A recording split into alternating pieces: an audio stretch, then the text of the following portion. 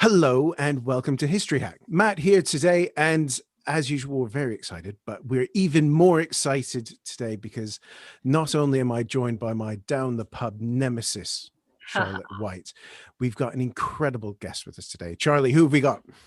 Oh, we have got the author of just the best book that you and I have read recently, and the one that we're annoying everybody with. We have the author of Women versus Hollywood. Helen O'Hara is here with us. Hi, Helen. Hey, how you doing? Good. Yeah. You have single-handedly made Matt and I the most annoying, boring people in our households. Thank you. me more so than usual, I have to add. Well, yeah, I mean, honestly, the point of the book is to enable people to kind of win arguments with obscure facts and hopefully some actual, debate points and topics and yeah, basically, sweep all before you 100%. And I think it succeeds masterfully. You cover a lot of ground in it, you do it in a way that it just flows really, really beautifully. I'm going to own up now that we're recording. I've still got a few pages to go, but Charlie has finished it. So we're gonna get cracking. So do you just want to tell us the premise? Why? I think why you wanted to write it is pretty obvious, but let's have you tell us anyways. What's the premise of the book, and what sort of drove you to finally do it? So I've been writing, I'm a film journalist by day, if you will, and I've been doing that for years. And over time, the conversations have shifted and there has been more talk about inclusion and diversity and the people who are allowed to speak in film and who are not. And it's something that I've obviously kind of been called on to reckon with and talk about as a woman, as a rare woman in film journalism. So it kind of just got me thinking about the gaps in my own knowledge, first of all, and the attempt to kind of put an overall why on it. Like, what are the forces that have shaped this? Why do we think of, if you say film director to someone, they probably have quite a male image come into their heads, where whether he's wearing jodhpurs or a baseball cap, it's probably a man. And why is that? And was it always the case? Because I'll be honest, spoiler, I had read a little bit and I knew that there were quite a few female directors there at the very early times. So I just wanted to dig into that a bit more and try and make sense of it as much for myself as anyone else. And then, yes, as I say, enable some other people to make arguments about it and hopefully, give them some ammunition to talk about this stuff. So I started literally in the 1890s when film did and tried to trip all the way through to the present day and look into the future and look at some of the forces that have shaped the way women are treated in film. So, no big deal. It's not like I bit off more than I could chew or anything. That's fine. Well, let's start at the beginning, I suppose. Hollywood was a town built by men, was it? Yes, and also no. So this is the thing that people don't know because it was written out of history, is that there were women directing in the very early days. That in 1896, Alice Guy picked up a film camera for the first time and made possibly the first narrative film, certainly one of the first narrative films, because the people before her, the Lumiere brothers, Léon Gaumont, who was her boss, they'd been making kind of documentaries, essentially, shots of men going into a factory or a train arriving in a station. And she picked it up and did a little play, basically, for the camera. And she became like Gaumont's head of production. She made hundreds, if not thousands of films for them, and then set up her own studio when she moved to America. And again, she tried to sell her memoirs after she retired from filmmaking and nobody was interested in publishing them. There was no appetite for that whatsoever. You had people like Lois Weber, who was a Hollywood director. Alice Guy had worked on the East Coast. Lois Weber went west. She worked for Universal Studios. She was one of a number of female directors there. And again, she was incredibly successful in her day. She was one of the top paid directors anywhere in Hollywood. And she too was kind of forgotten about and left aside. So as film became more kind of industrialized and a bigger business, basically, women were just steadily pushed out the door. Gosh, it's amazing to hear this, Helen, because I studied film for 5 years, A-level and degree level. So 5 years focused academic study on film and film theory. I've heard of the Lumiere brothers. I've heard of Gaumont Studios. But I'd never heard of Alice Guy or Lois Weber. And what I'd like to ask you is, how much is it my fault? And how much of it is the fault of the way that film theory is being taught to students in the early 2000s when I was there. I don't think it's your fault at all, you'll be glad to know. I just think these people were literally written out of history. I mean, to the point where Gaumont Studios under Léon Gaumont did produce a sort of official history of the studio and did leave Alice Guy out of it. So there has been this attempt to kind of reclaim all these women from the silent era. So there's a fantastic resource. It's called the Women Film Pioneers Project at Columbia University, and it's an online searchable database. And they have just gathered and amassed every piece of information, like scraps from Granny's attic and this kind of thing, which basically show that there were women and they did make films and they had all of these different roles and they did exist. But it's really only been in the last, few decades that happened, because what happened was women got pushed out before the sound era ended, as at least as directors, and at least for the most part in screenwriting and producing in senior roles. And Hollywood kind of treated the silent era like it's awkward teenage years, and they kind of wanted to brush it under the rug. So the whole silent era to an extent was kind of forgotten about, and therefore women were kind of doubly inclined to be forgotten about, because first of all, because they were women, they didn't fit the picture, and second of all, because they were making silent movies, they didn't fit the picture. So there were so few left. There was Ida Lupino and Dorothy Arzner, and I mean, that's kind of it for the next 40 years. There's a couple of other tiny films made by women, but really, really, really few. So yeah, they just aren't taught for the most part. And it has only been when people have specifically gone looking that they've started to kind of come back into the conversation. Gosh, because you could quite easily believe they were only good to be tied to the train tracks in those days. Exactly. So there was a fundamental change that happened in Hollywood even before sound, and that was the shift from art to industry. How did that affect women specifically in Hollywood?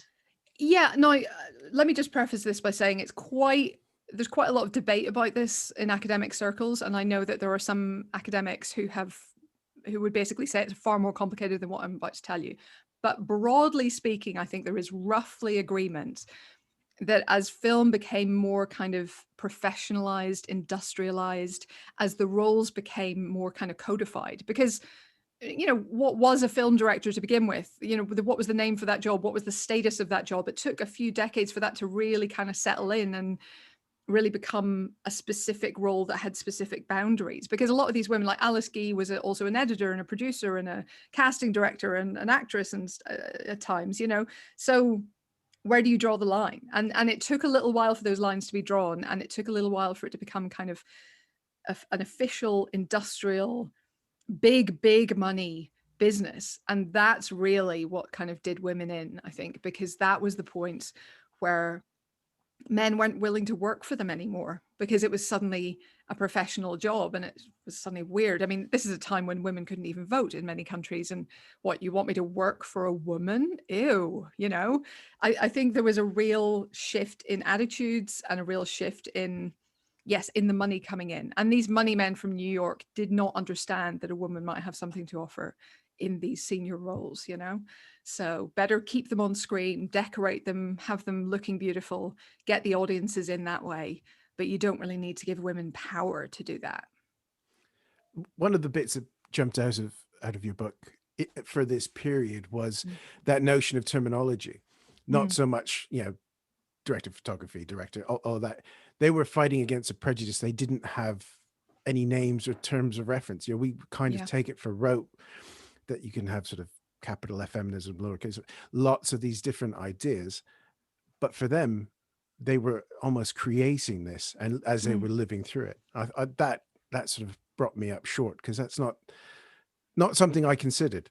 And me either, to be honest. That's something I think I read in one of Professor Jane Gaines' books, where she was saying they just didn't have a word for these concepts, and I think that's true. And I think it's part of, it's even more recently in the sort of the Me Too era. Until Me Too, people were still making jokes about the casting couch. And we had this vague idea that, yes, okay, that's obviously, if we think about it, yes, that's bad.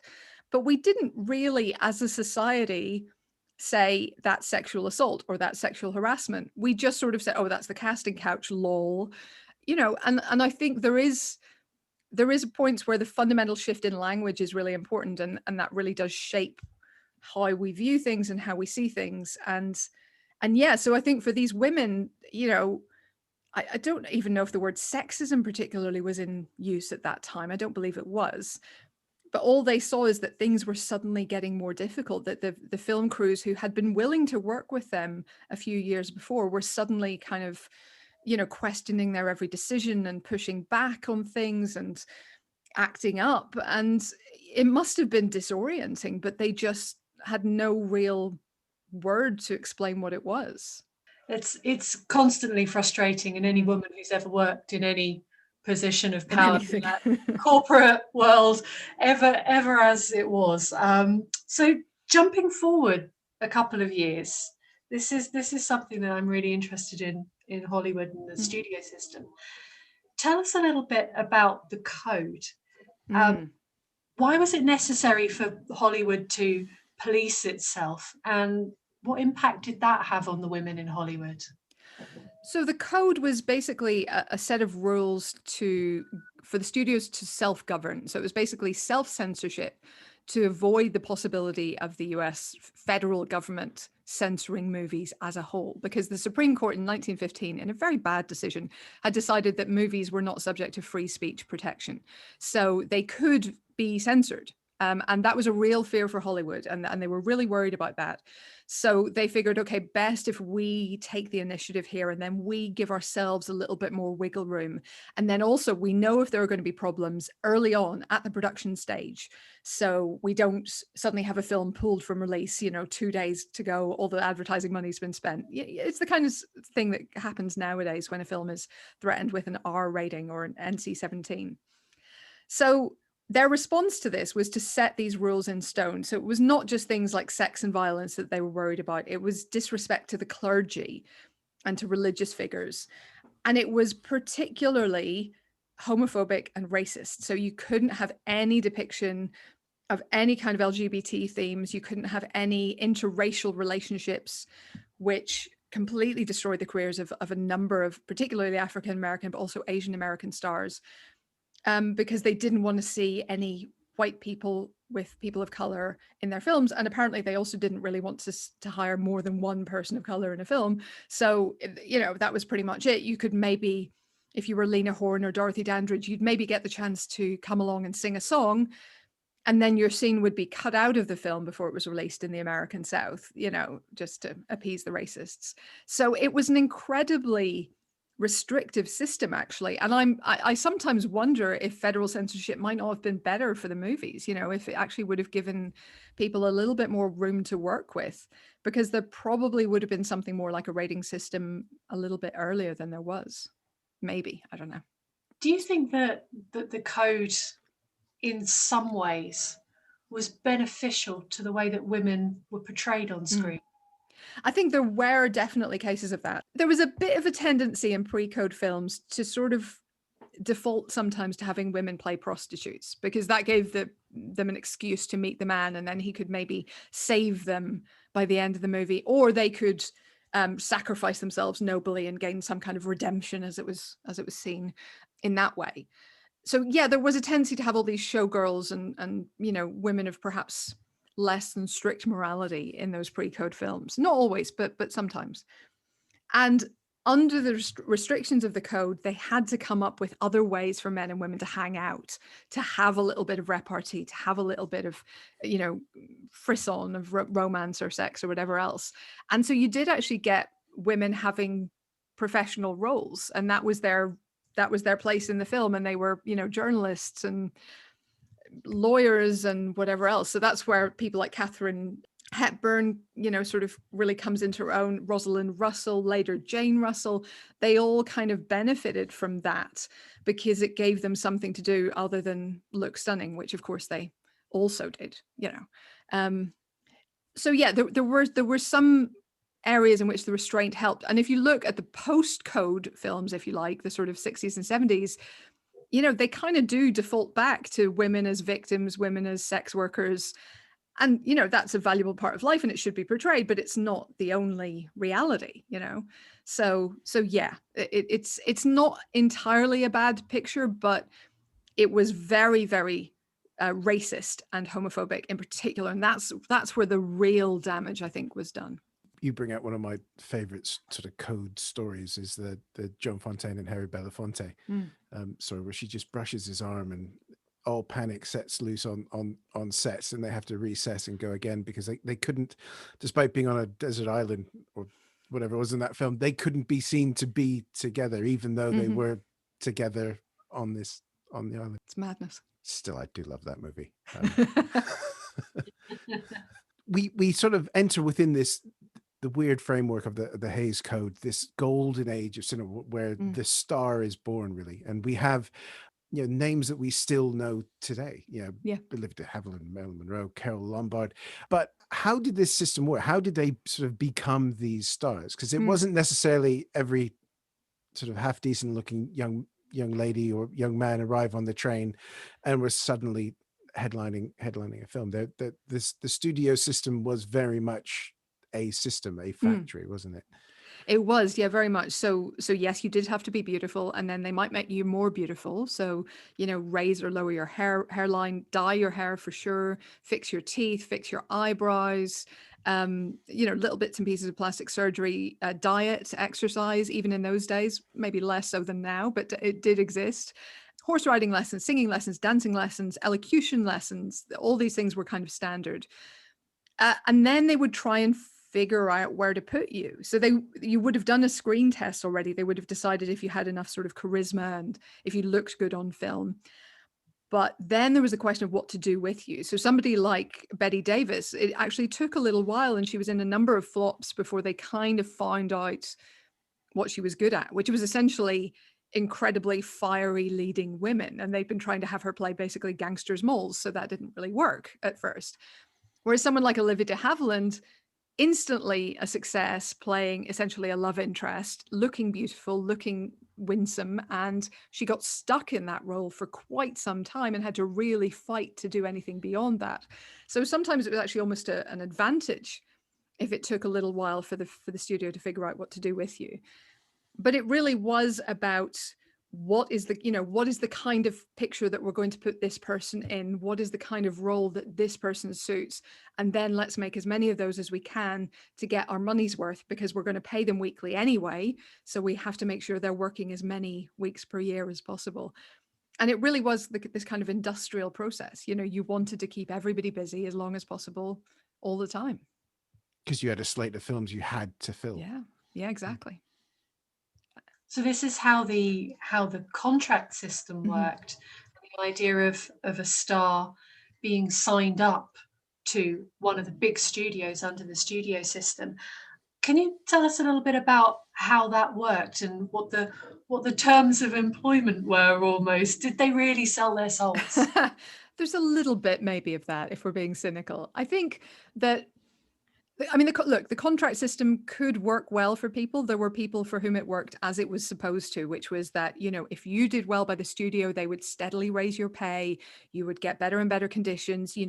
Some stars got to pick their own directors, their own costume designers. They got to keep their costumes in some cases. Joan Crawford was notorious for asking to keep her costumes. They would have approval. They would have approval of the cinematographer and the cameraman to make sure that they were always in the right lighting. And that's why they all look like Morticia Addams with the perfect key light across their faces. So, it could work. The problem was women had to fight a lot harder to get to that point. And it didn't always happen. So someone like Marilyn Monroe, the studio boss just didn't like her. He never liked her. And even when she became a big star, she was still on way less than her status would warrant. She was still on, I think it was about $1,200 a week when she was making Gentlemen Prefer Blondes. And I mean, as she pointed out, I'm the blonde, and Jane Russell was there making $100,000 for that movie. So it didn't always pay off, basically. And then, of course, there's the other side of the contract system, which is that after about 1920, well, it was more or less 22, it became standard. Hollywood was worried. There had been a few major scandals in 1921 and into 1922, and they were still worried about this censorship threat because the code wasn't really in place at that point. And so one of the steps that they took was to put in morality clauses into stars' contracts. So this was under prohibition, so there was no hard drinking, there was no drugs in theory, although, you know, the studios handed them out sometimes. There might be no smoking in some cases, and there was certainly no sex outside marriage. And of course, that's more of a problem for women than men, because women were more likely in the infancy of birth control to suddenly find themselves pregnant. So that's where you get into really thorny territory, because you had the studios pressuring women to have abortions rather than for it to become known that they had sex outside marriage. And you had stars who faced real, like, heartbreaking decisions not to have babies that they very much wanted, and in some cases genuinely life-threatening situations with abortions gone wrong, like Gloria Swanson, because of course abortion was also illegal at the time. So this was, you know, backstreet kind of procedures here. This was not properly regulated stuff. So that's where it gets really uneven for women, I think. And there were some horrendous stories from that period. As well, of course, as some stars who just wanted to focus on their career and didn't want to have kids. You know, again, there were some who were not pressured, but there were many for whom it was horrific. And then the Coens make a movie about a fixer and make him a hero.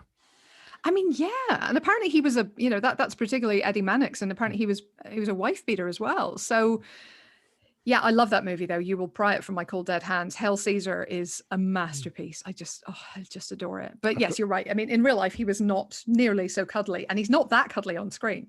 It's definitely one of the best films about filmmaking. So good. Alongside Edward and Singing in the Rain. If you ask me, Hail Caesar was fantastic. I found that section of your book really affecting, because we've all heard the odd story here and there, but you told the story of one star who was forced by a studio into an abortion and then docked her pay because they gave it to her while she was on filming time. And you also mentioned the story of Loretta Young, which I just think more people should hear. Yeah, so she only came to understand the term later in life. This is what I mean about people not having a term for things. She went out to dinner with her co-star Clark Gable on a film, and then was date raped. And again, she had no term for this until she was, in her, 70s or so, when she was watching a show about this. And she was like, well, that's what happened to me. I didn't, I thought I went on the date with him and therefore it was my fault. But no, it was date rape. But she became pregnant as a result of this and was a staunch Catholic and didn't want to have an abortion. And so what she did to avoid being kind of caught out and for the studio to have to cancel her contract is she claimed a sort of slightly unspecified illness and disappeared for a few months. And at one point during this time was like literally photographed in bed with a sort of a breakfast tray in front of her, so you couldn't see anything below the bust line. Anyway, she disappeared for a little while and then came back and soon after adopted a little girl called Judy. So that was lovely. And yes, it was her own daughter that she basically adopted back. And that was the way that she got around this obnoxious double standard, basically. And she was able to keep her own kid. But I mean, that required a lot of coordination, a certain degree of luck to get away with it. And it simply wasn't open to kind of everybody. But yeah, at least one person, got to get around the system a little bit. It's Machiavellian levels of control, isn't it? And poor Judy, she didn't know until she was an adult that Clark Gable was her father, despite the fact that she'd inherited, God love him, those ears. I know. Apparently, when she confronted her mother about this sort of open secret that everybody knew, she said, "Yes, you are my sin." Oh, pal. It's horrible. You still get people saying, well, it was Clark Gable. And you're like, yeah, it's not how that works. No, that doesn't make it better.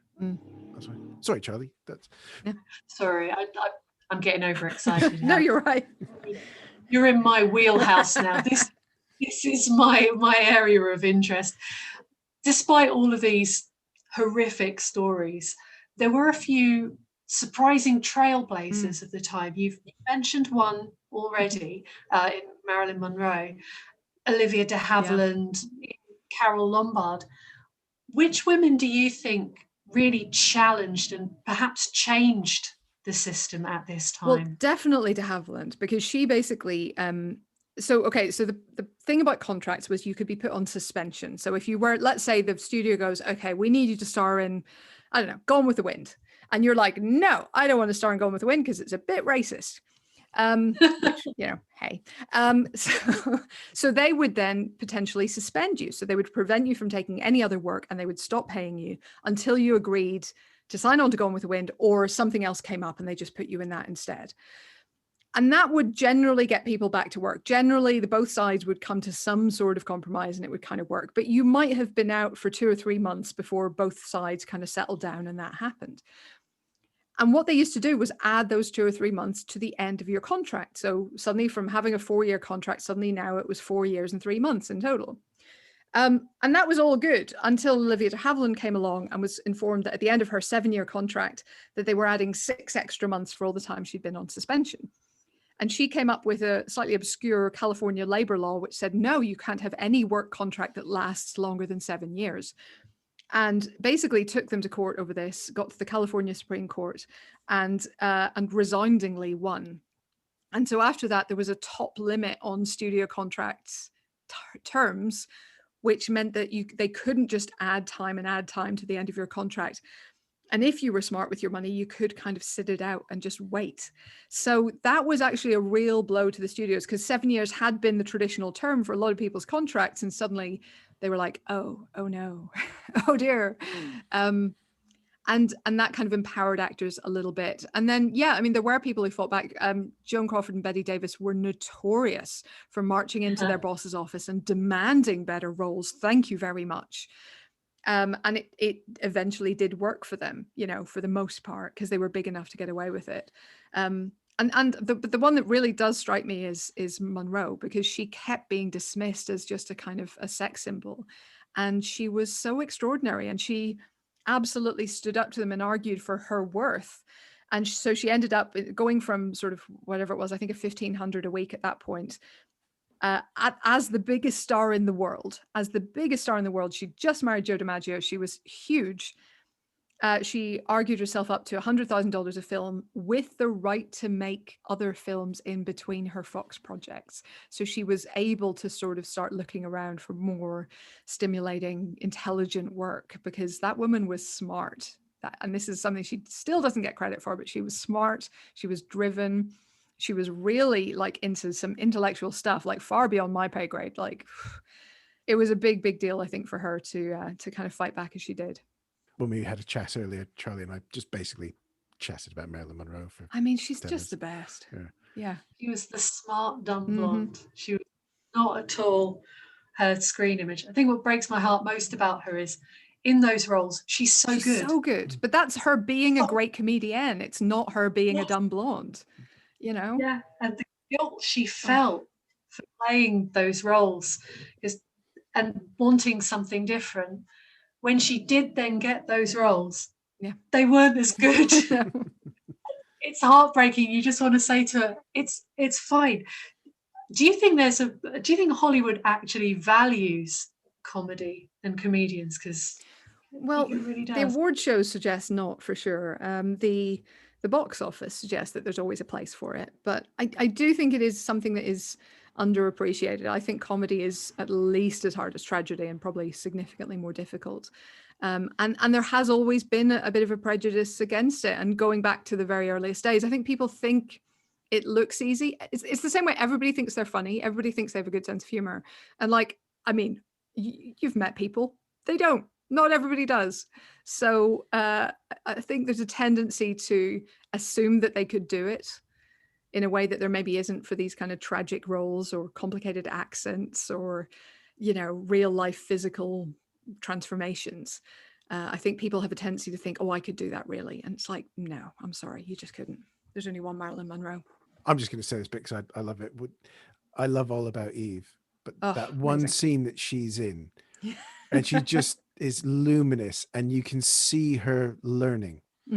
She's there with Bette Davis and George. She's making the most of that moment, and the fact that the camera cannot move off of her either. And it's you watch that, you watch it again, and you can see where she's looking and what she's doing, and you just want to cheer for her because it's it's remarkable.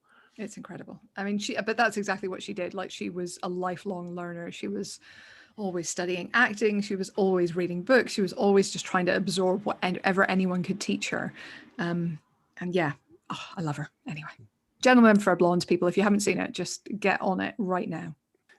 The number of times I've bought a cheap £5 Marilyn Monroe box set from a supermarket and given it as gifts to friends. Just thought, watch these movies, you will love them. But she got some good advice. She actually did get some good advice at one point, which was to be in a small role with a great director and a great script when she was starting out, rather than be in something bigger, that she might get a bigger role, but with less good director. But then she got casting couched by Harry Cohn at Columbia, so. Well, exactly. I mean, no, she always denied using the casting couch, to be clear, but it was very clear she was harassed repeatedly and probably assaulted as well, because, yeah, they were horrendous. And Harry Cohn's reputation was awful. Yeah. I should say she left Columbia after he tried it. And that comes back to this idea. You ask people and they will tell you the horror stories, in inverted commas, of Marilyn Monroe's behavior on set and being late, and the stories Tony Curtis used to tell about her. That's very much not even one side of of that conversation. There's so much more. So we'll have to just dedicate a whole show to. She's the best. Amazing. Yeah. So we're gonna leap forward past my favorite period in the 50s, apparently, according to these questions. I'm a huge Billy Wilder fan. Oh, amazing! And best for me, anything with Billy Wilder, even the latest stuff like Fedora, it's just mind-blowingly good. And I'm also a huge Gene Tierney fan, and she did her best films in that late 40s, 50s bits. But it's interesting that the studio system very much on its last legs. It's starting to creak under itself, and then sort of in that weird bubble period in the 60s, you've still got the big musicals, but at the same time you've got the first generation of brats coming through that would later be called auteurs for reasons that you explain it really well, but it's still just reasons, isn't it? Yeah, essentially. I think there's this crisis of conscience. You're right, there's a lot of different forces working together. There's a crisis of conscience or confidence rather in the studios, where the old tricks aren't working anymore. So they're trying to double down. So that's why they're going for these huge ensemble cast war movies and huge musicals and huge, whatever Dr. Dolittle was. And and they're trying to kind of throw everything at the screen to give you a reason to leave the house and leave your TV, much like today. And then you have these, as you say, the movie brats, the people who had grown up on Hollywood, really coming in and trying to make a name for themselves, because most of the previous generation, like a lot of them, were born around the same time as cinema, certainly as the same time as cinema was becoming a mass art form, and so they were a little bit set in their ways, some of them. So you had these new kind of exciting young guys coming through, all guys, because the women couldn't get through the door. And part of the reason I think the women couldn't get through the door, and again, this is up for debate, and if you're a film academic, I apologize for massively simplifying, but it was this idea of who is an auteur, because by this point the auteur theory had been popularized in the English speaking world. Of course, it came from the French, and it had, I think, cemented an idea that was already there of what a director is, what a director looks like, how important a director is. So when you got these women coming in and going, "I'd like to make a film, please," it was a bit like, but oh no, this is weird, bizarre. I mean, yes, there's Ida Lupino over there, but she's just the exception that proves the rule, that women don't want to direct. So I don't even understand what you're doing here, kind of a thing. And it is really tragic, because if you look at, there's a fantastic book called Liberating Hollywood, and it looks at the women directors of the 60s and 70s. And they were there, and they were trying to work, and they were going to the studios, and they were showing them their films that they'd shown in Cannes and at Venice. And they just weren't getting any further. They were literally being told, "You can't jump the queue. We have men here who have been working for 10 years waiting for a chance." And then they'd turn around and give all these movie brats their first film. So it was this real missed opportunity, I think, to actually level the playing field, because you had the Hitchcocks and the Wilders and so on retiring, or at least kind of winding down a little bit, John Ford as well. And there was a gap, there was room to replace them. and they just replaced them with more men, you know, and they made some great films. Nothing against those men. I do not want to get in a fight with Scorsese. Thank you. But there was a real missed opportunity because there was no reason it had to be just men. You mentioned some really big heavy hitters there in Hitchcock and Ford. Just for people who are listening who might not be film theorists, what is an auteur? So again, very much simplifying it, but essentially the auteur theory is the idea that the director is the key figure, and you can probably correct me on this because you've done proper film studies, but the idea that the director is the key figure on a film, that he is eventually, mostly he is the author of the film. That's what auteur means. And that therefore we should read films as the work of this singular genius. We should analyze them as the work of this singular genius, and sort of that should be our way into basically exploring film. So it was meant as a fairly narrow academic concept in Cahiers du Cinéma, the famous French film magazine. And then it became this kind of slightly bigger idea that it's all about the director. Like, it's all about him. He is the guy. And it sort of ended up elevating the director's status even further and putting it even further out of the reach of women. I think it became another way to keep women out of that top role, I think.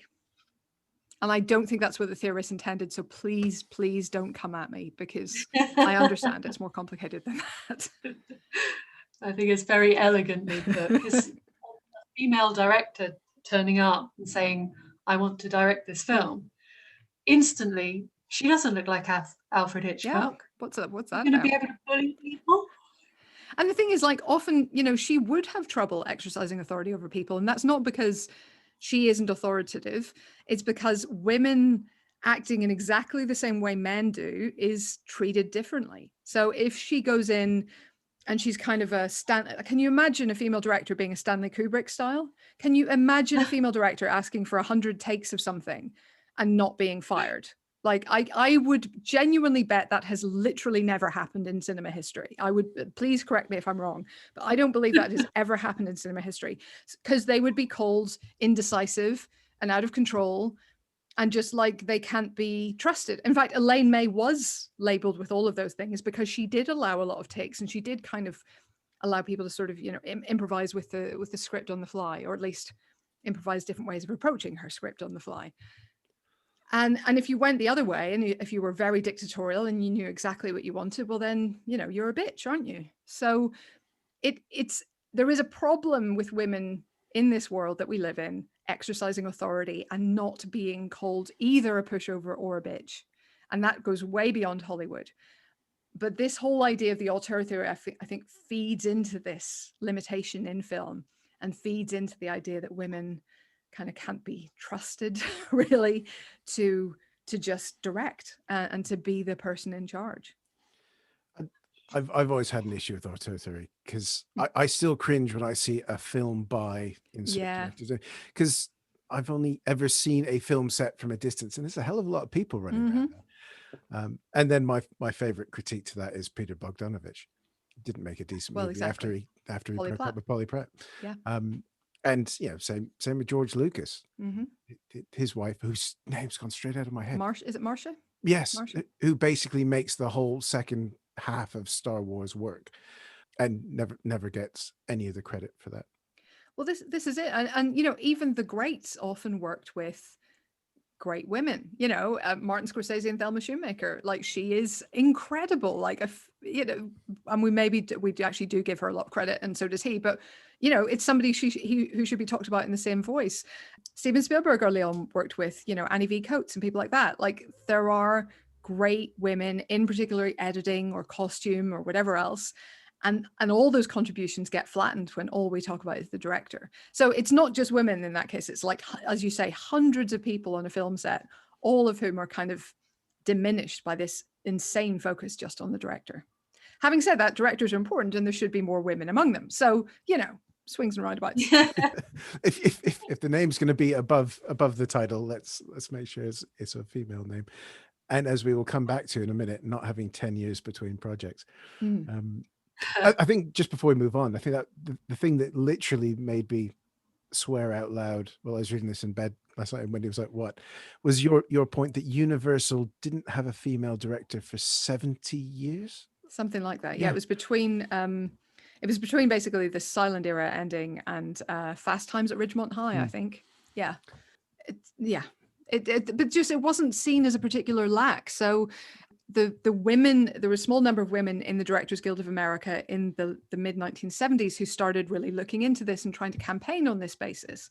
And they put together numbers. They actually analyzed the numbers, and they found that between 49 and 79, 0.19% of studio films had been directed by women. And they tried to convince the studios that this was a problem and that they should be doing more. And they made presentations and they sort of spoke about it. They went out to meet with studio representatives and they were fobbed off on very junior people. And then there was the famous, I think it's in the book, but it's the Danish debacle where they invited all the studio heads to come back and really have a powwow about this. And no one turned up. So that was where, we sort of stood in about 1980. That was the situation. And of course, the DGA was actually part of the problem because they had these rules of seniority. So, there was sort of almost a not quite points-based system, but the more senior you were, the more likely you were to get offered the senior roles. And because women got hired less often, they were less senior, therefore they were likely to get hired less. So their own rules, the guild's own rules that they had negotiated with the studios was part of the problem. So the DGA itself couldn't sue the studios. So you were in this kind of impasse as far as concrete action was concerned. So, a lawsuit failed by the women, and then it was just kind of piecemeal approaches. I think the studios did recognize, okay, something needs to change. And you do in the 80s start to get more women directing, but from a base of 0. So you got up to about maybe 8 or 9%. And then that kind of topped out there. Almost ever since, we're still in a good year looking at like 12 to 15% maybe of kind of studio movies. It's not a great statistic, basically. But yeah, it started from a base of almost nothing. The numbers that you mentioned in the book are absolutely terrifying. So you've mentioned some of the big movie brats that we still know today. We're still seeing their movies: Spielberg, Scorsese, Lucas. I'm guessing that when these guys came to the front in the 70s, these right-on boomers made things better for women, right? On screen and behind the camera. Oh, bless. Oh. That's one of the weird and kind of disappointing things, because I love those guys. I really do. Spielberg is my all-time favorite. But they made films that kind of called to them. And that's something everybody should feel the right to do, But they made films, therefore, that were about men like them. So you get Spielberg talking about, broken-hearted boys from broken homes, and you get Scorsese talking about kids who grow up on mean streets and where that leads them, and contrasting that with his Catholicism. You get these kind of preoccupations that come out of where they came from, and so we lose the perspective of women because they didn't really, at that point in their lives, understand women. At that point, they were all kind of young. They were all, let's be honest, shagging about, and to one degree or another, some less so.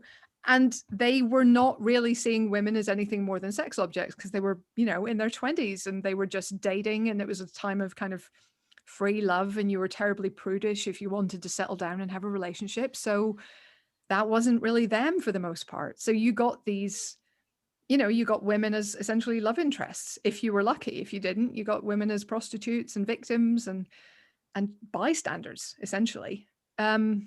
Yeah, it's really depressing, actually, to sort of think about the films of the 70s and think about the number of them that have female leads. And I know about Alice Doesn't Live Here Anymore, thank you. And I know about Jane Fonda.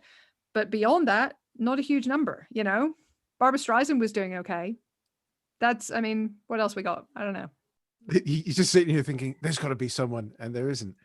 There are a few people that, like Sissy Spacek, maybe we could argue, but it's not a lot of female-led films. And especially if you put together a list of the greatest films of the 70s and 80s, you will see a lot of films led by men. And that's because nobody was lavishing the same care and attention on women's stories because they weren't seen as important. It really is. It really is scary when you think of it as being such a backslide, because I never thought about it until I read it. But it put me in mind of that vogue in the 70s, especially for the brats, and I'm guessing mostly for the men, but this vogue of going to the porn theatres and it being, an edgy thing to do and a sort of anti-establishment thing to do. Do you think that kind of crept through a little bit into the films that they were making, this sort of desire to titillate and to be edgy? Yeah, no, definitely. And I think it's coming from, as you say, that kind of cultural thing of like porn being cool now and we're all liberated. And there's a whole discussion in feminism that I'm totally not getting into about the place of porn. But there's that definitely going on. There's also this attempt to kind of push back at the rather staid code era cinema of their parents and be more like their European heroes, because these guys were all into these, the Italian neorealists and the French New Wave and all these kind of much more loose, free, sexually forward-thinking kind of filmmakers. So of course they wanted to bring that into their work as well. And also, again, like I say, they were just young and this is cool, right? This is, ooh, look at us, we're being edgy. So I think there's an element of really trying to push the boundaries of what they could do because their forefathers had not been able to. And this was a way to set themselves apart, was to be violent or show violence, on film, was to show sex on film, was to show nudity. And that was kind of daring and exciting for them. Yeah, it just popped into my head. One of my favorite shows of the 70s is Rendezvous. It's basically the whole series is a guy on a booty call. So they just strapped a camera to the front of his Ferrari and it's just racing through Paris in the middle of the morning so that he can so the final shot is this woman waiting in the doorway. But that kind of sums up, I guess, what the brats were seeing coming from Lelouch made that.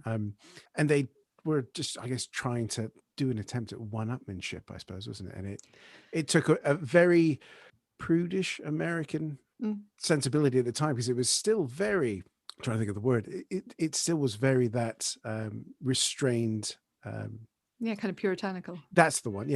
And it comes out in you think of Taxi Driver, and that is a loss of Catholic guilt in a few short scenes there that we're probably all thinking about, which we don't need to describe.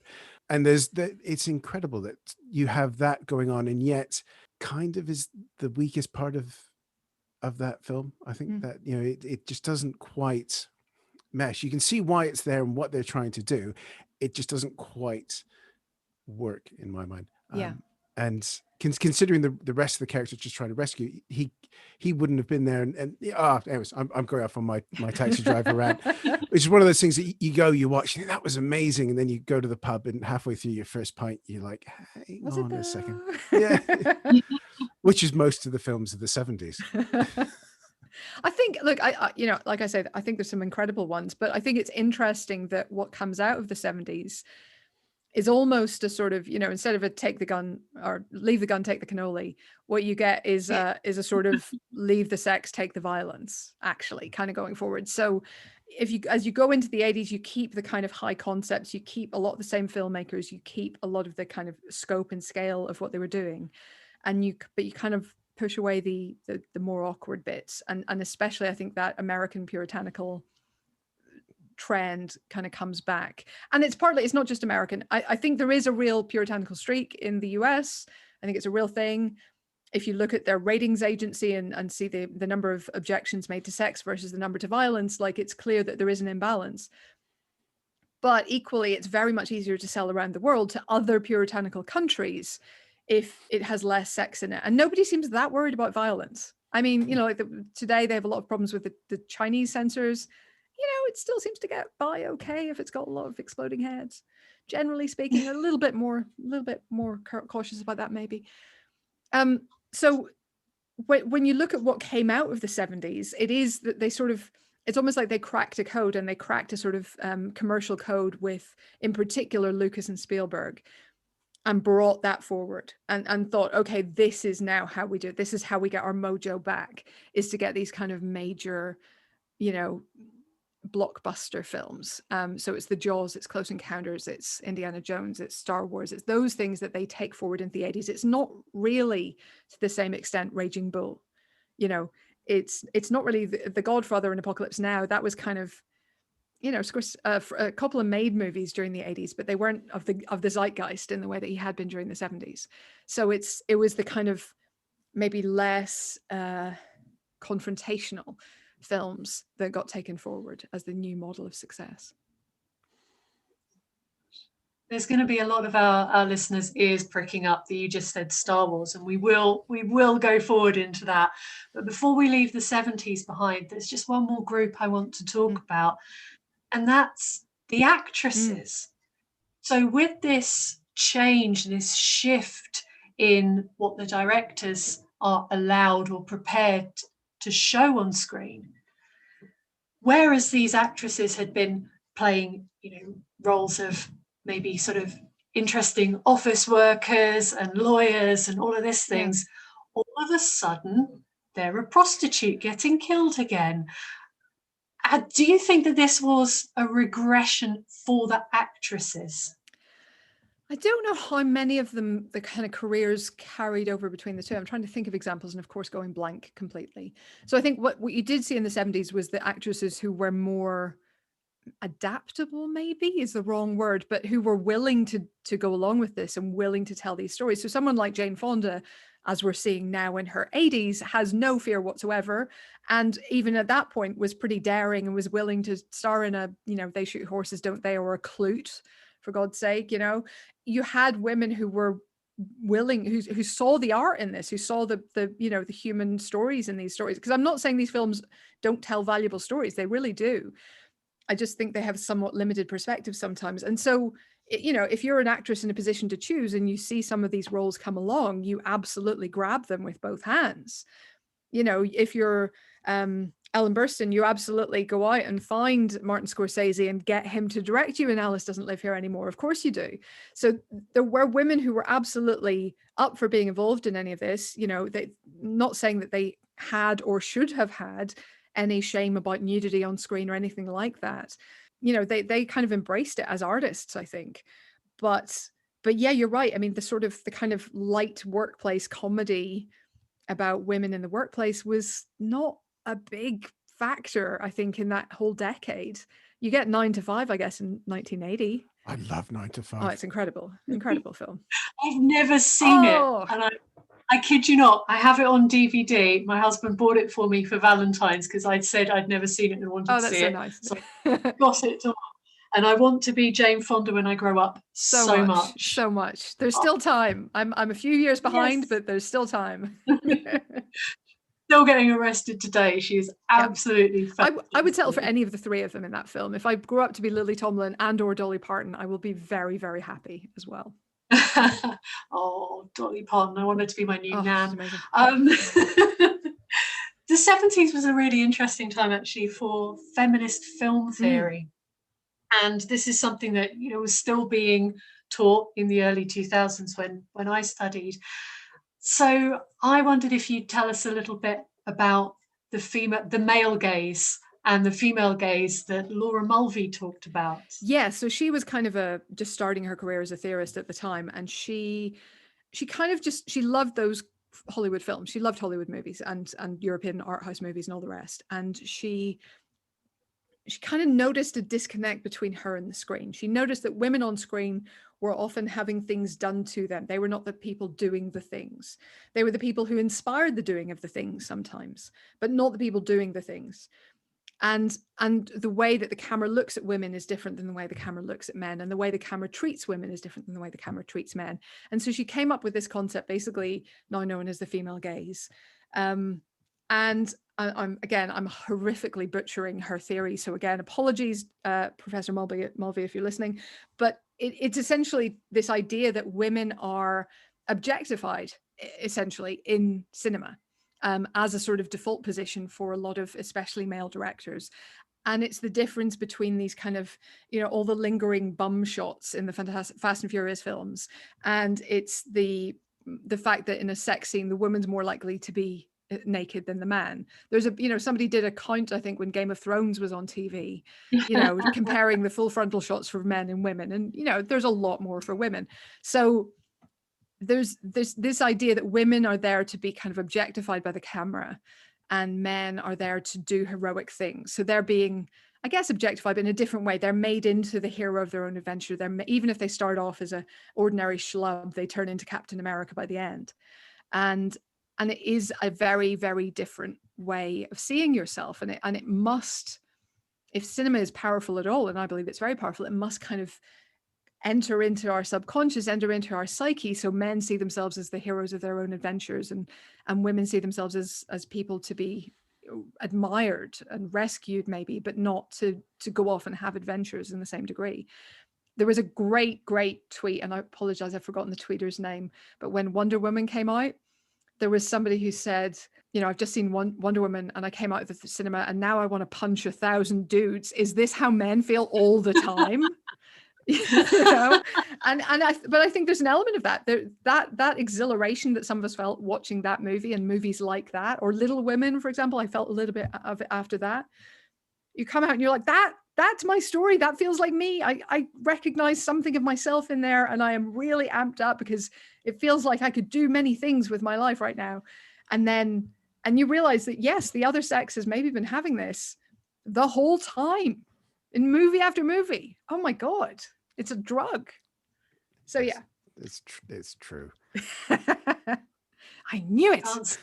Can't be it. It's true. But I know we're going to go off a tangent here. The comment you made there, the Fast and Furious Transformer movies, Megan Fox for 5 minutes splayed over the front of the Trans Am. There's no need for those shots whatsoever. And you sort of sit there and as a chap, you sort of get drawn into it, and then you think, well, hang on a second, what on earth was that? And then all of a sudden there's a massive explosion or a car. There's a car jumping from one building to another building, and you're busy high-fiving your mates, and you've moved on, but there's still all there. I think Bad Boys is I think half of that film is in a nightclub with someone dancing around on a stripper pole. Isn't But it? in fairness, I mean, Will Smith does also run with his shirt open as well. So there is an element, I think, in recent years of them beginning to recognize that women also like to look at men sometimes, although I think in a different way. Like so I'm obviously on the Empire podcast a lot, and we have a running joke that I love the TV show Supernatural. I'm not saying it's clever, but I love it. And my colleague always jokes about the two very hot men who lead the show being shirtless. And I'm like, no, the attraction is they're always dressed. Like, they haven't stripped off since about season 7, but they're in like nice, like plaid shirts that look really cozy, And I'm like, that's what we're looking for. It's not necessarily all the, Chris Hemsworth with his top off shots. It's like, oh, Chris Hemsworth is wearing like a jumper. Like the reaction to the jumper in Knives Out. Okay, that's what I'm talking about. It's not, people aren't going crazy about, oh, Chris Evans has got his top off again. They're going, Chris Evans in knitwear? Really? That looks comfy. I mean, that's so 2020, isn't really it? is. Look at someone wearing a good jumper. We all Googled cable knit jumpers right after Knives Out, I think. And rightly so. But yeah, so the female gaze is not necessarily the exact opposite of the male gaze. It's not Chris Hemsworth taking his top off in every single Thor movie, whether he likes it or not. It's more about a kind of, well, Professor Mulvey says it's like a curiosity with the world. It's an exploration. It's a freedom to go out there and find things, is sort of what women maybe are excited by on film. And it's not as if a woman couldn't direct to the male gaze. We mentioned Fast Times at Ridgemont High. I know Amy Heckerling directed that, but you would not think that this is a film directed by a woman. So it's it's not this default that if it's a woman, you're not going to have that sort of thing as a studio exec thinking the red bikini is going to make us $50 million, which probably did. But. Probably did. And look, there are men who are great at making films about women. George Cukor was a woman's director. And there are women who are great at making films about men. And interestingly, I was actually thinking about this yesterday. So somebody asked me to pick some films by women that, I really rated. And then I suddenly realized that a lot of the films that were coming to mind by female directors were about men. So you know, like Catherine Bigelow, I think is an astonishing director, but most of her films are explorations of masculinity. Lynn Ramsey, astonishing director, but many of her films are about masculinity. And so there is, you know, but those are the women who've been able to succeed. Those are the women who've broken through, is the ones who want to tell men's stories. I don't think it's a pose or a front. I think that's what they're really interested in. So it's not, you know, it's not a simple men make better films for men and women make better films for women or anything like that. It is more just we need a plurality of voices overall, I think, which I think is kind of what you're saying. So anyway, just agreeing. I'm a huge Lynn Ramsey fan. I remember incredible. Walking into You Were Never Really Here at the film festival, not knowing what to expect, and then getting my head kicked in by that film. Yeah. And it's just, and I think she walked out and apologized for the Q&A. She's like, sorry about that. And then all everybody ever talks about, and my favorite footnote in the book is the Joker sucks one, because it's true. Don't watch Joker, people. Watch Go Joker. watch You Were Never Really Here. 100%. 10 times the movie, million times the movie. Yeah. Anyways, we've gone way off of our running list here. We can't help it. We're just nerdy. Just me going on. I keep seeing the note saying I wrote my academic dissertation on superhero movies, and I just want to hear that conversation between you two. Really? Oh my god. So I'm a massive nerd. Amazing. When it comes to superheroes, but there's a big but in there, and that's that I fell out of love with them. I know. Superman 1978 was the perfect film. Should have just stopped. So Hollywood constantly evolves. We know that. It's always coming up with the new things, the sound, and then the new generation, the brats.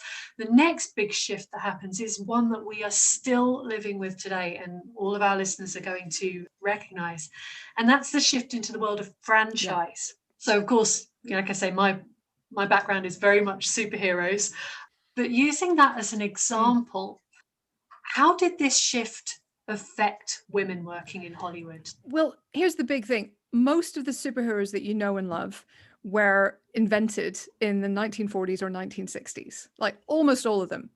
And that means that they were all sort of, well, certainly pre-second wave feminism, if not third and fourth and however many waves we're on now, but they are from a different era. They are almost all men. They are almost all white men. They're almost all straight white men. And that shapes what we see then on screen. So if you are working with that source material and you're trying to please those fans, then you're going to be, to an extent at least, sticking with that model, which means a lot of roles for straight white men, most of whom appear to be called Chris. And nothing against them. I love pretty much all of them, but there are way more superheroes played by straight white men called Chris than there are by women or people of color.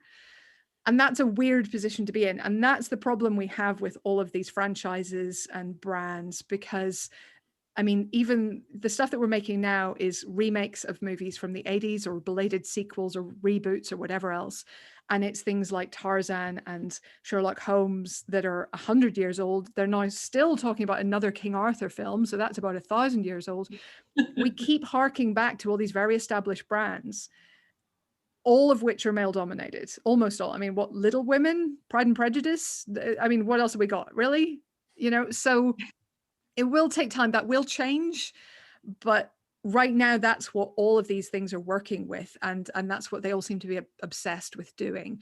And there's been a bit of a sort of exploration of gender swapping and gender exchanging those characters and race bending them and so on, and trying to make them a bit more diverse and a bit more representative of who we are now, some of which has been successful and some of which very much hasn't been. So something like Starbuck in the Battlestar Galactica reboot, unbelievable, incredible, massive success. And then you've got something like 2016 Ghostbusters, which was not a reboot. It was a sort of just another film. And it kind of did everything. Okay, let me be clear first. It's not as good as the original, but on paper, it was doing everything right. It hired very funny people from Saturday Night Live who had proven box office success. It put them together. It added in a bonus A-list star just for shits and giggles. Like, on paper, that should have been a film that the fans were super duper excited about. And they absolutely hated it before they'd seen a frame of footage because those really funny people from SNL this time were women and not men. And so that really, I think, is a worry, because it shows how much hostility there is to these attempts to just kind of change things up and move things forward with existing properties. So that's something that I think, you know, Marvel and DC in particular, those kind of properties that are going big, and Bond are still kind of struggling with. They're trying to figure out how far can we push it and how far is too far. And that's been one of the big challenges, I think, for the Hollywood system at the moment. Thanks for ruining my childhood comments. Exactly. Oh. Abound online. I mean, and your childhood is still there, you know? Ghostbusters still exists. Yeah, just go watch it. It's on every streaming service you subscribe to. Yeah. The Ghostbusters thing, that I was a big Battlestar Galactica fan, and I remember when they announced they were redoing it, you're like, oh, actually that's not going to be bad, because it hasn't aged well to start with, the Egyptian hats. And I remember when they announced Katie Sackhoff as Starbuck, I remember going, that's a bold move. And then I think Empire had an article about it when possible, actually. On set something, or in one of the early TV bits in the back, when the TV bits used to be hidden in the back of Empire. And it was just this visual, and even the guy from the A-Team that played Starbuck was coming out and complaining about it. You just think, this is crazy.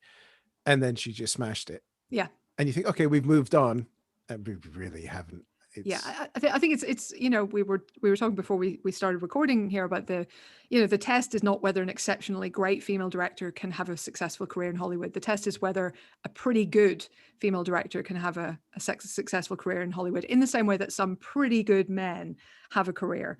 And I think that's exactly it. So Katie Sackhoff in Battlestar Galactica is exceptional. So of course the fans accepted that. Ghostbusters 2016 is fine. It's fine.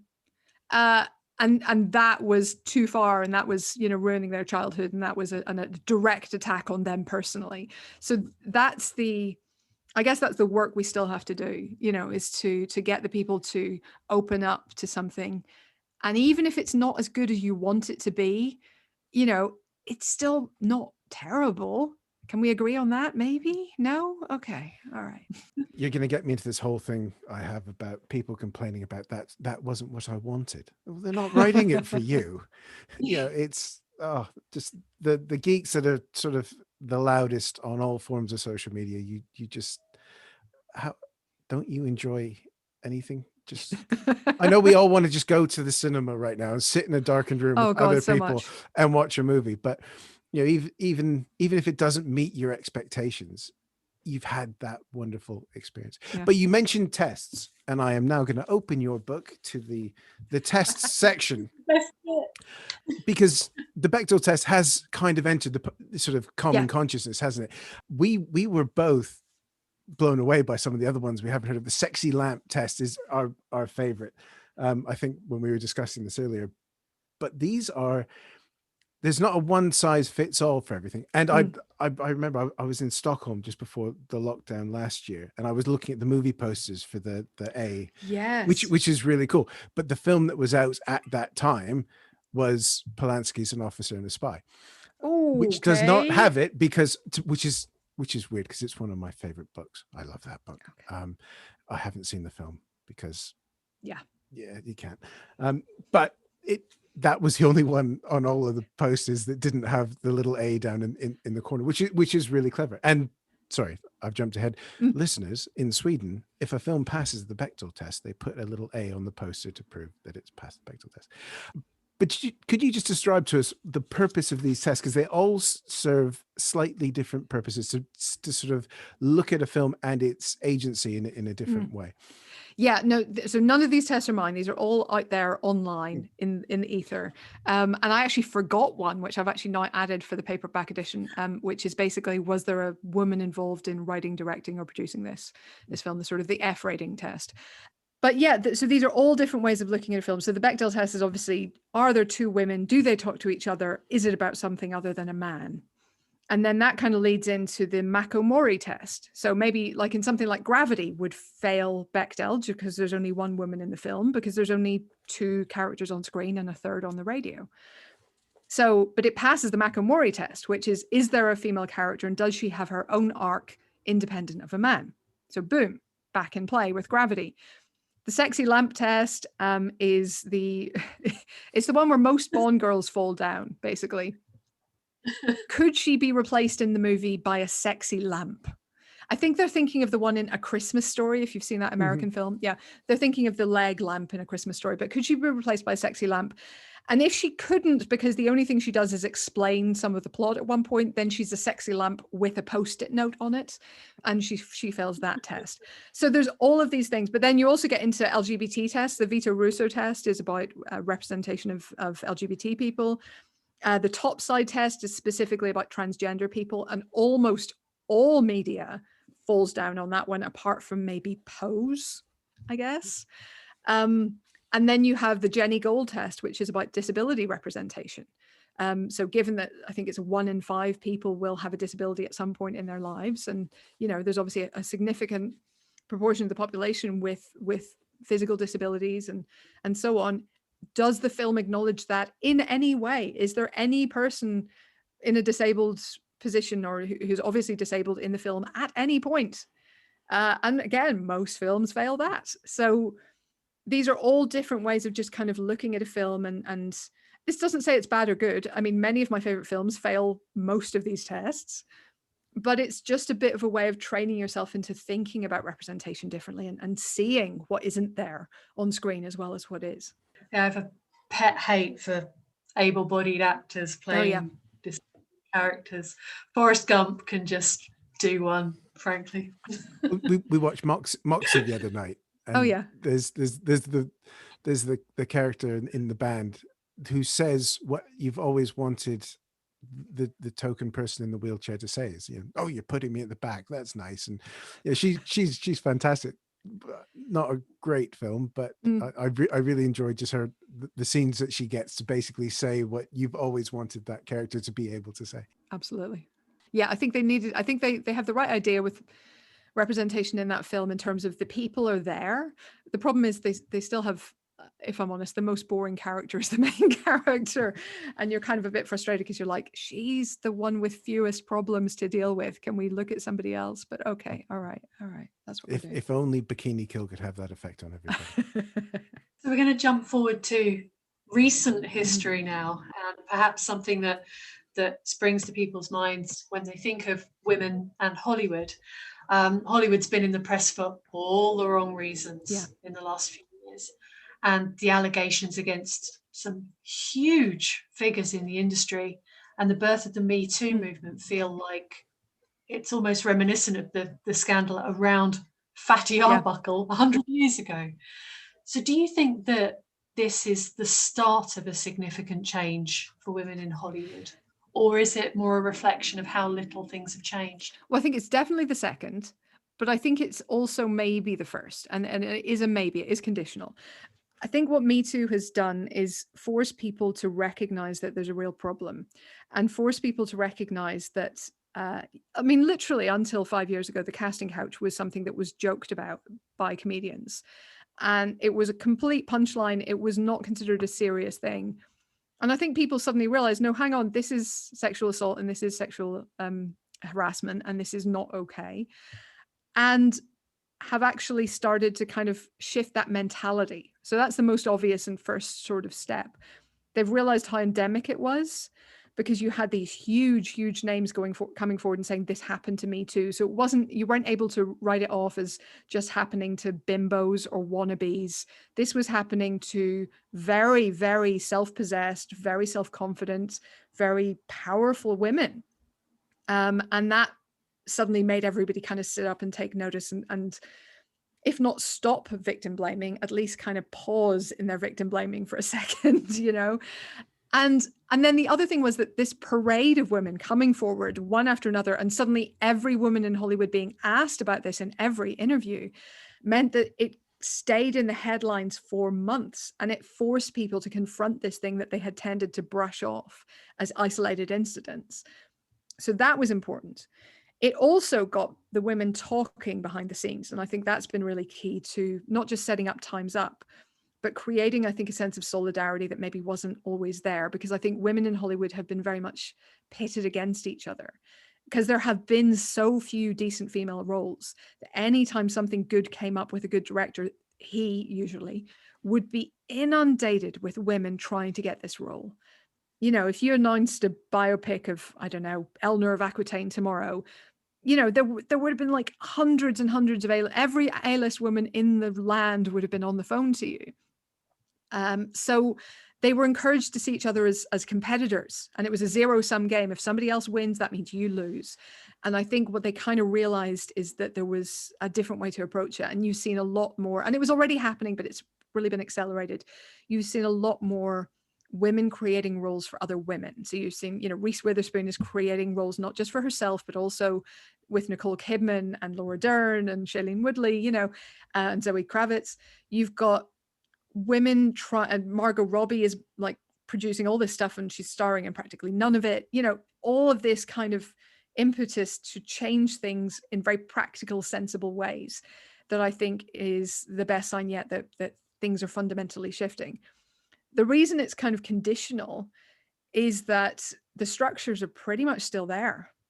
You know, a lot of people who at least turned a blind eye to this remain in positions of power. A lot of people who probably benefited from the system remain in positions of power.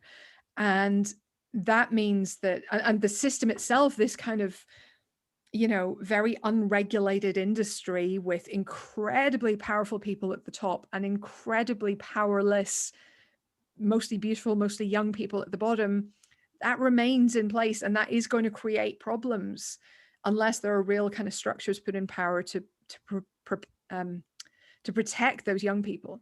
So I think there's still a danger, basically. And if we kind of take our eye off the ball and we assume it's all fixed, then it will definitely recur to as great an extent again.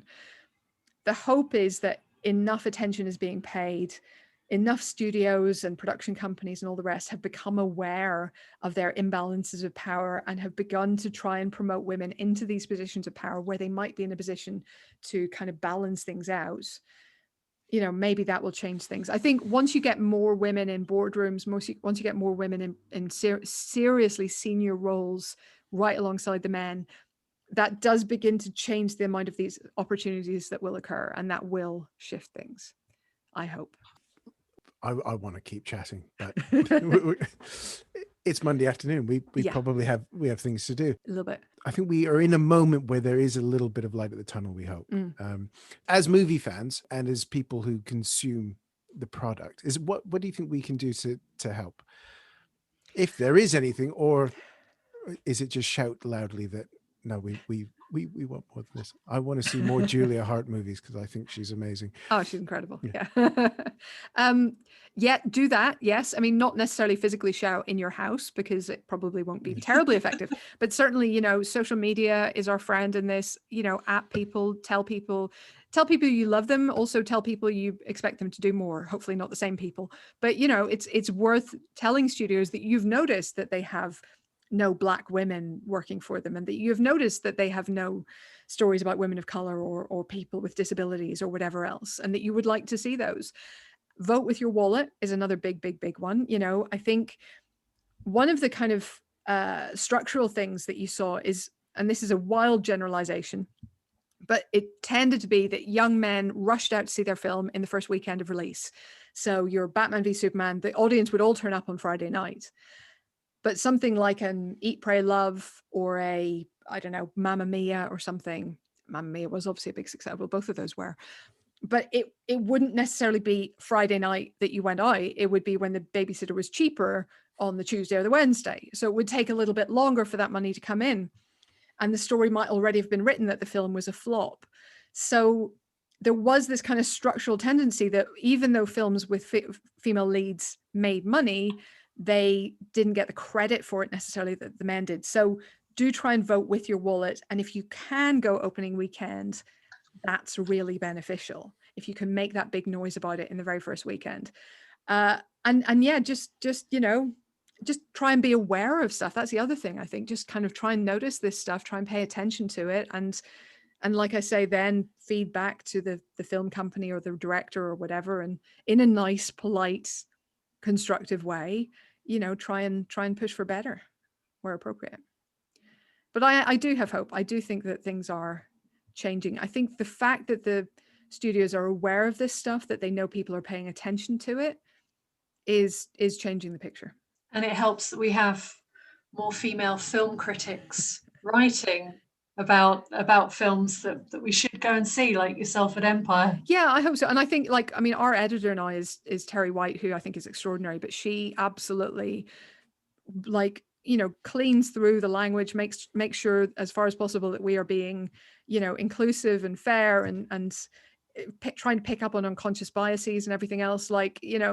When you have people like that, especially people in power like that, it absolutely kind of shifts the picture.